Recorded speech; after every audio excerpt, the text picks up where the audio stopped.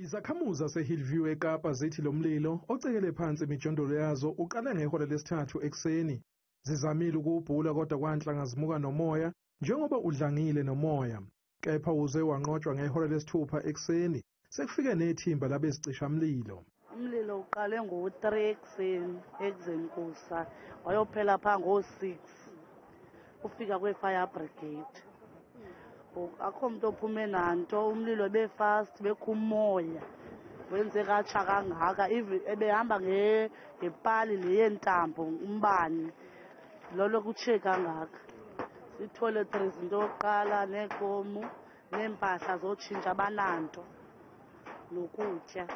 Baningi abantu abangenazo neendawo zokufihla ikhanda kule ndawo.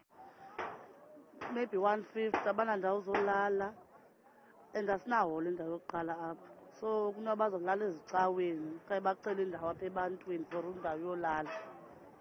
Inhlangano i-Gift of the Givers ithi into ekhathaza kakhulu ukuthi bazokhoseliswa kuphi labantu. The urgent aid needed at the moment, as you know, these people are very hungry. As we came here, they asked if we come with the food. So we're providing them with hot, nutritious meals, with blankets. They have asked for some clothing. But the main concern is at the moment, where are they going to sleep tonight? Lesi sigameko esesibili emasontweni amabili sokusha kwemijondolo eKapa, njengoba esokuqala saba semijondolo yaseDenun.